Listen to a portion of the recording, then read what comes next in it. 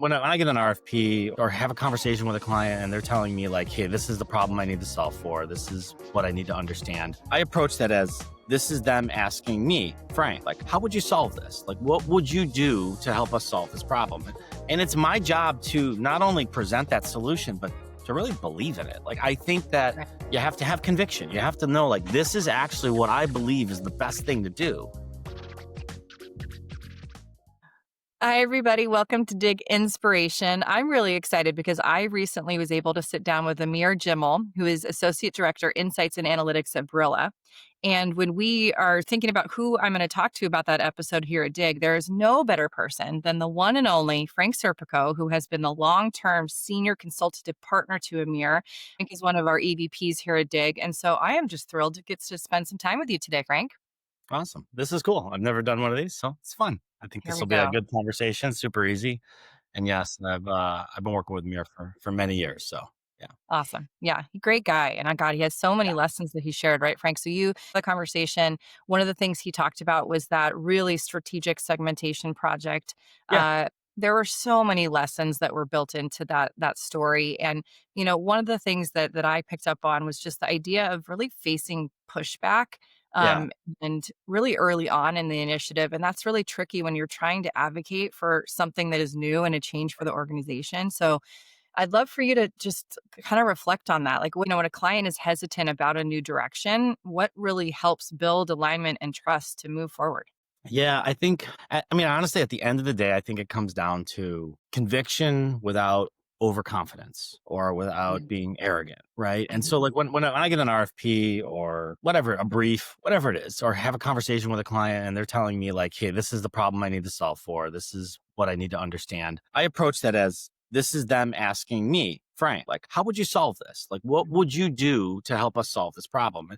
And it's my job to not only present that solution, but to really believe in it. Like, I think that Right. you have to have conviction. You have to know, like, this is actually what I believe is the best thing to do, even if it's not what you think is the best thing to do, or if it's not even what you asked for, right? Mhm. So you've got to have that conviction, but you can't be arrogant. You can't be overconfident. You just have to have conviction. That's the only way I could say it. And when I am met with pushback, I kind of have call it like a 3-strike rule. I feel like if I get the first sense of pushback, or I'm not sure that's the right direction, I think we should do this instead of that, or whatever it may be, the first thing I'm going to do is I'm going to make my case. I'm going to restate my case. I'm going to really explain why I think not only this is the best thing to do, but it's going to give you the answers and the information and the tools that you need at the end of the day to solve your problem or to move forward or to build a strategy, whatever it be, right? And so I'm gonna make that case. And if I get a second strike or a second pushback, it's really important to really listen to not just listen, hear the client, Yeah. that stakeholder, whoever it may be. It may not even be your client. It may be a stakeholder that's critical to the success of the project, right? It's really important to hear them. And so the second time I'm going to do more of a pros and cons approach. I'm going to listen to what they say, and they've already pushed back twice. So clearly they feel strongly about it. Right. And so I'm going to lay out we could do that. And here's what we'll get. And here's what we won't get. And the way I would still recommend it is doing this, and this is what you'll get, and this is what you won't get. And at the end of the day, if they're pushed back again, that's it. At that point, you're just being combative. And so like that point you pivot and you do what is the best situation to compromise and move forward. Because to me, like at the end of the day, you need buy-in for anything to be successful.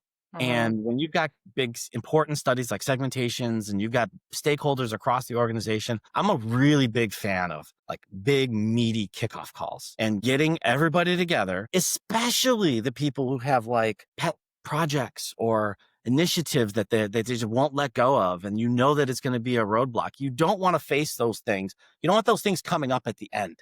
Right. You got to have them up front.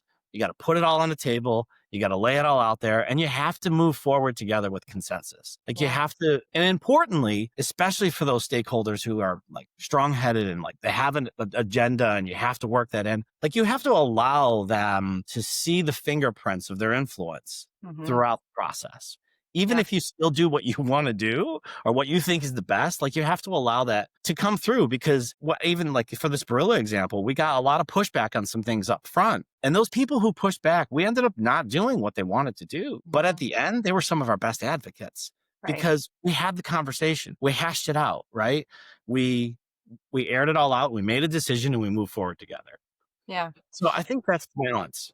Yeah, no, that's really a good point. And I think that point about building that conviction and overcoming those objections, that's one of my favorite parts of the process. I do a lot of like consultative selling training and stuff. And, one of my early mentors would say, like, objections are just they're signs of interest and intrigue and Right. curiosity. And so it's good to understand where those objections are grounded and what are Right. some of those underlying motivations that are driving that objection. And I am so with you on, oh my God, you want to address that stuff up front Oh, yeah. versus get to the end and you're You can't have delivering the thing. surprises. There's Right. no way. Yeah. Right. You're gonna Uh, have surprises anyway at the end, but you have to, like, if it's gonna be a point of contention, you gotta head it out of the gate up front yeah. and just have that conversation. And a lot of times it's extensions of the team, right? It's not maybe your main client, it's Right. someone Right. else on the team. And a lot of times my clients are like very reluctant, like, wow, this person is sometimes difficult, and like I don't want them to derail things. I'm like, no, like if they're gonna derail it now. Like, Right. let's have that conversation now and get aligned. And even if we're dragging and kicking and screaming, like, even if that's the case, and we're Yeah. not doing what they said, they've had the space to air their piece, to say what they think, and we're going to move whatever direction we're going to move in, we're going to do it together. So, Yeah, definitely, definitely.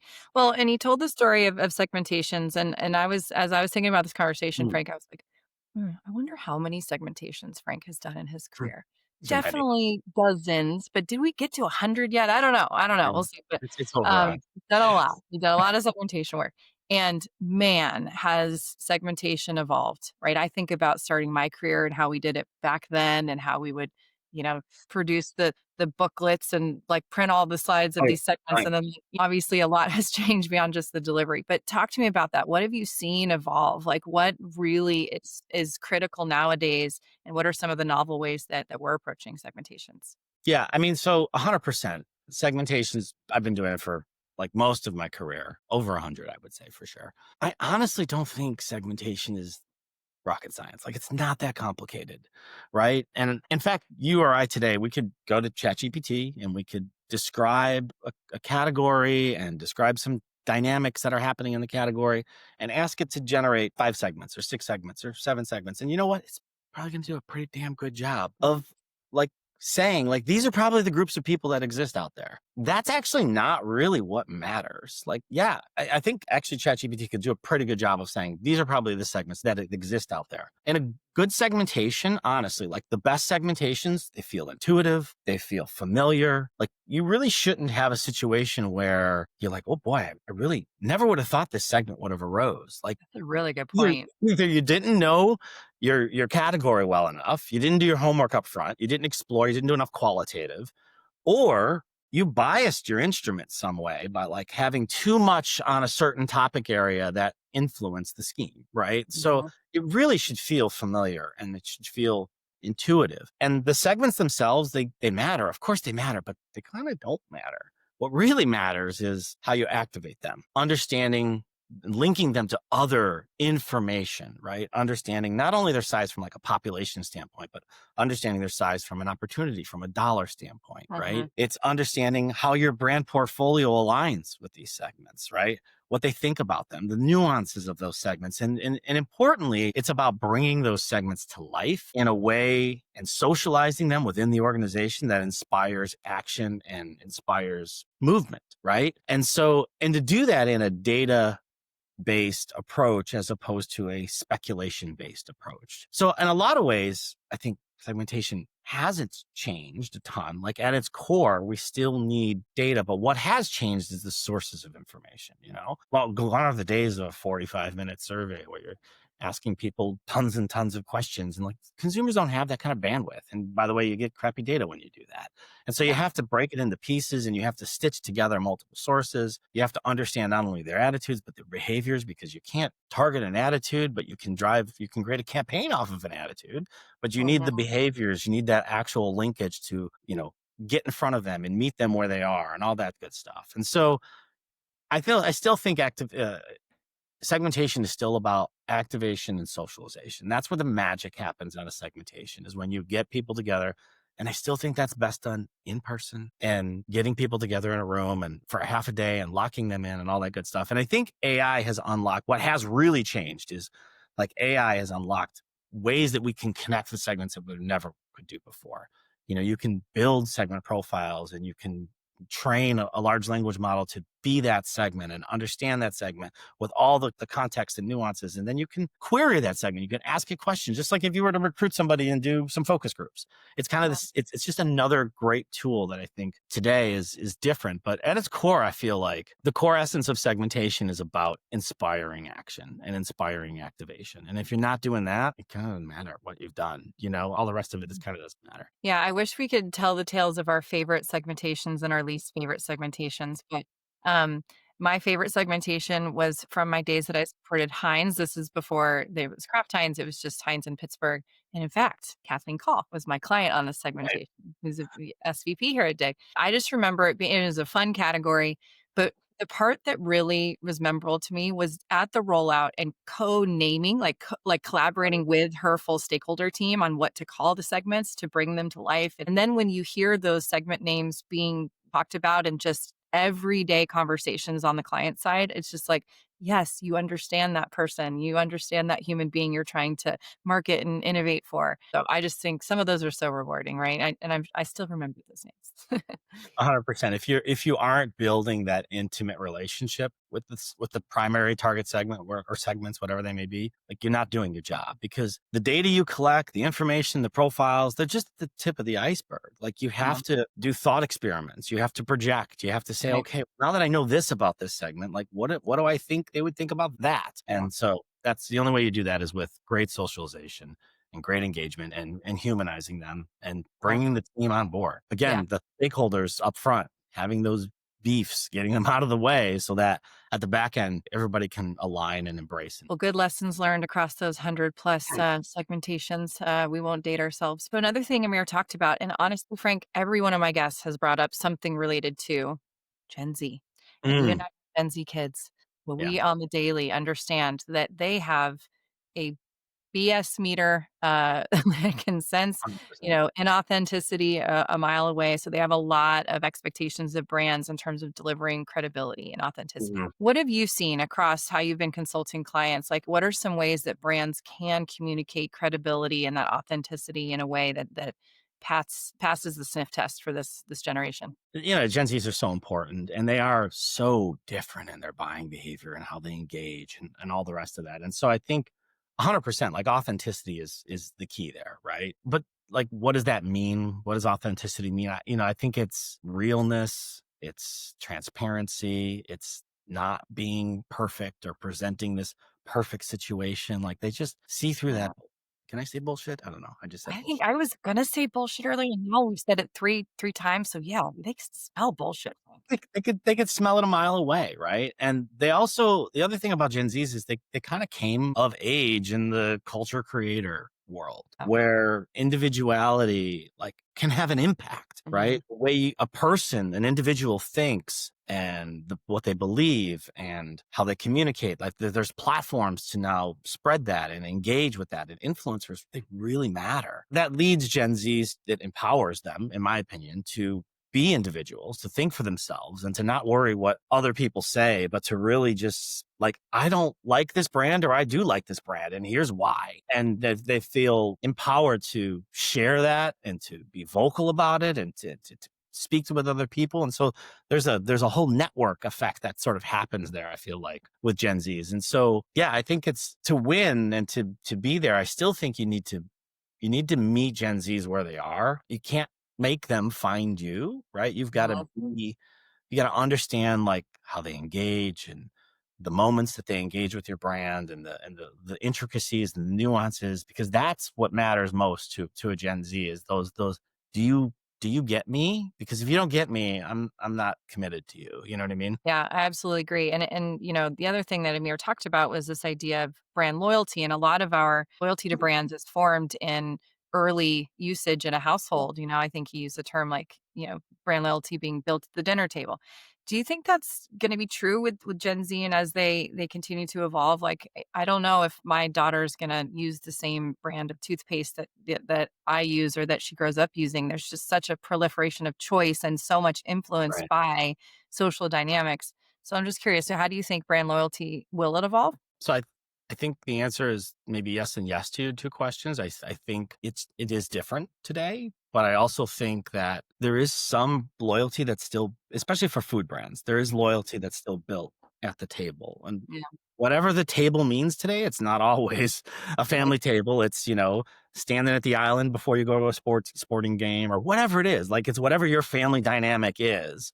I do think there's still something to that familiarity, that nostalgia, that this is a brand that I'm comfortable with. This is a brand my family trusts. I still think that matters, but it doesn't carry the weight that it used to carry. Like Yeah. it's just not enough to convert that, right? You need to elevate that loyalty beyond that piece, right? And that's where it comes in, like, again, with the whole individuality with younger consumers. Like, I think if you aren't standing for something, if you aren't meeting consumers where they are, and engaging with them and giving them a reason. Like there's so many price pressures out there today. There's so many good choices. There's so many influencers that, you know, endorse brands and there's so much noise and there's people getting hit with all over the place. But I think what hasn't changed and what's I think super powerful with especially again like the younger consumers and Gen Z is like if they believe in something and if they're passionate about it, they're going to stay with it. And they believe in like the power of voting with their dollar, right? Yeah. They believe that if I don't buy you, I'm making an impact and I'm going to tell everybody else why I'm not buying you. And so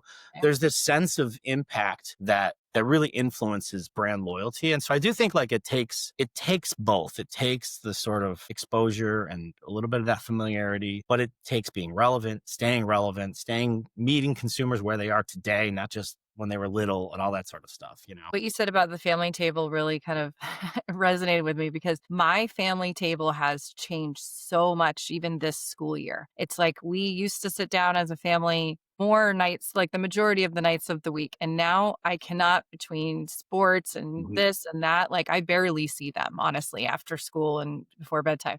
So I'm missing those days. I would love to have more of the family dinner table. I don't know. Are you feeling the same thing, Frank? Are you? Absolutely. I've got a 16-year-old and a 13-year-old. And so like, yeah, we have really one night a week where nobody's got to be anywhere. We can all be together and we definitely do dinner together, right? Whether it's Mhm. home cooked or sometimes it's the one night we go out because we're all together. And so we'll go out and Yeah. get something. But yeah, 100%. Like it's everybody's going in different directions, doing different things. And so the table is very dynamic.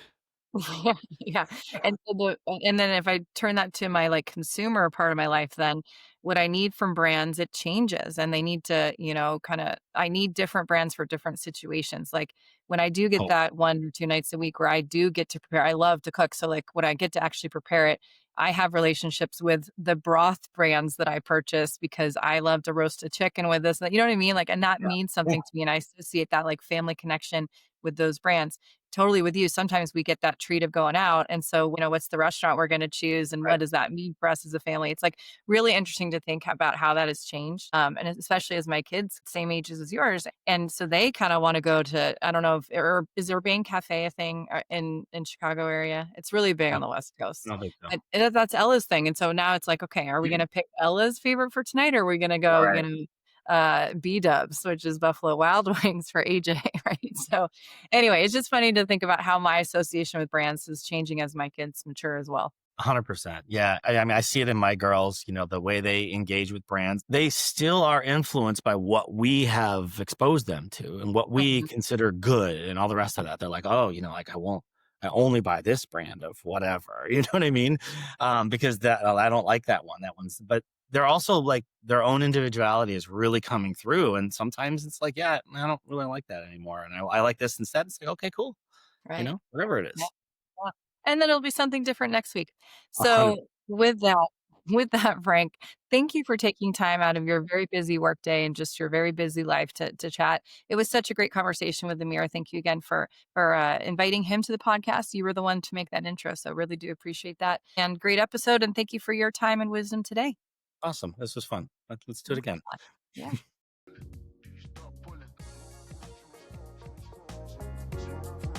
Like what you heard? Share the inspiration or head to diginsights.com to learn more about what we do.